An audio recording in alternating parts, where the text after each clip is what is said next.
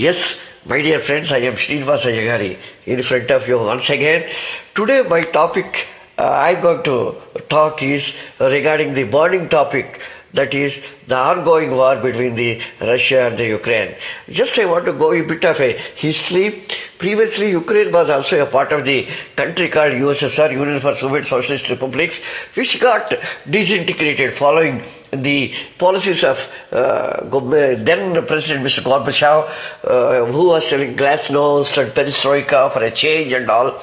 So the Russia, as a state, it has become an independent country. The rest of the other republics, they have become their own independent country. And Ukraine is one such. Ukraine is one of the biggest states, republics in Russia, having a lot of natural wealth, petroleum, minerals, and very, very costly minerals. And the capital of Ukraine is Kyiv. From 1991 till 2014, Ukraine was ruled by one Mr. Viktor Yanukovych, who was actually favoring the Russian friendship. And the general elections which were held in 2014, the president elected then started tilting towards the NATO and the America, which very much annoyed the Russian state, and they declared a limited scale war, and they have annexed the area called Crimea. Then Mr. Putin, Vladimir Putin, is a one of the best strategists in military and intelligence in Russia, having worked in their powerful KGB as a very senior officer for more than 16 years before plummeting into normal politics consequent to the collapse of USSR. So he has been trying to make the Russian flag very high, and all through these years there have been a veiled warning that this will be there, that will be there, but a direct action of attacking a neighboring country and trying to take over something looks very, very surprising aspect now in the modern world. So after the Cold War, actually, the world has become unipolar, led by America and NATO forces. And out of all the 15 republics that disintegrated USSR, more than 13 to 14 states, they fall in line to join the NATO forces. That was one of the reasons which was not liked by President Putin. During 1939 in August, the then German Chancellor, who is that? Nazi Party chief Hitler invaded the neighboring tiny country called Poland, which started the Second World War, which lasted for 5 to 6 years, ended finally with the atomic bombing of Japan, Hiroshima, Nagasaki, and which resulted in mighty loss of manpower, human resources. The economy got shattered. The world has become totally got affected with that. And then the power got divided between the Russia and America, and the world was ruled by these two blocks. The Eastern bloc, like a Warsaw Pact; the Western bloc is a NATO bloc. Okay, so now after the very recently, when the China got into the world focus, consequent to its mighty economic, like a magician, that creates everything. It's not a magician. I mean, the China has shown what a country can do if it's really want. Now it is in a position to economically so strong that it is able to dictate terms to the world's greatest powers, like the Western countries and all. And this is one area of concern.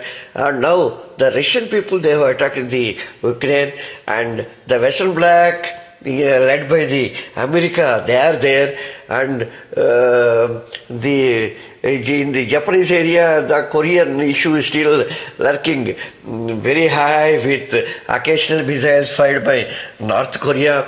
And of course, African nation, African continent is totally in a turmoil consequence of attacks on Kuwait, your Iran, your Iraq, your Libya, Syria, all those countries. Now there is nothing, total devastation only. Now a new phenomena has started. First time after the World War, in Europe, a direct invasion has taken place. So yesterday there was a UNO Security Council voting. India has abstained from that voting actually, but openly it has given a statement denouncing use of power to settle the country to country problems, if any. And Modi ji was very categorical in telling that dialogue is the only option available to resolve any type of issue. Then the other side, I want to say, my time is very limited actually, 10 minutes. If you look at the other side, how our country is getting affected with this particular disturbance.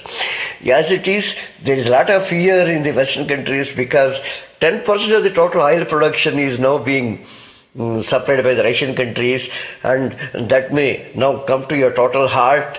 And American, the countries led by America and NATO, now they have given sanctions, including the SWIFT also. They have removed the Russia out of that SWIFT, and now they can't even take part in the international trade obligations and in payments and receipts also.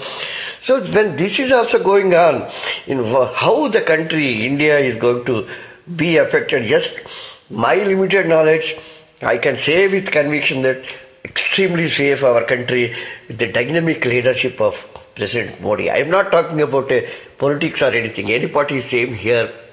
Having studied very deep into the background areas, like following so much from the Diplomat and all other journals, and all, as a vivid reader of so many international magazines and the discussions which go on in a beautiful channels, So my firm opinion is that we are in a very safe ground. So we are very non-committal. Unlike earlier, that PLO and all used to support, and finally we got nothing out of that. Now our Jaishankar, Foreign Minister, External Affairs Minister, I think he's a jewel in the crown, he's a pakka jewel in the crown.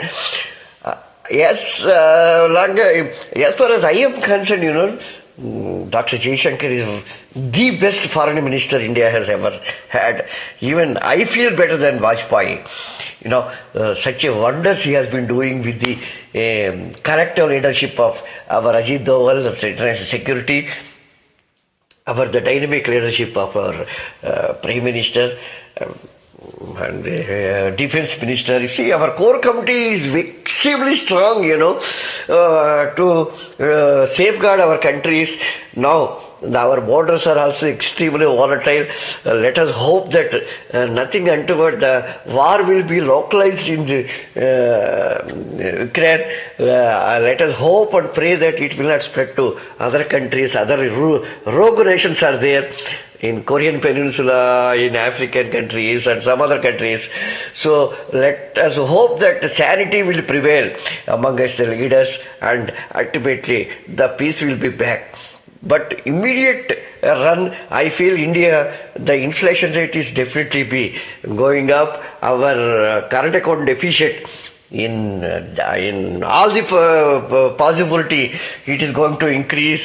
And oil rate, now the international Brent is quoting around $105 a barrel, and it may even go up to 120, 125. So after the elections, the oil prices definitely may go up. And as per the food articles are concerned, I think there should be some concern with wheat, because Ukraine area is one of such areas which is actually a major producer of wheat in the world. So overall, the situation is extremely fluid in the international relations and circles. So we need to wait patiently. What is going to happen? Everything is in a very suspenseful English movie. So who is going to do what? Which country is going to what? But we are a peace-loving country. Our country is a peace-loving nation, and let us hope everything will be good. I wish you one and all the best, Srinivas. Thank you.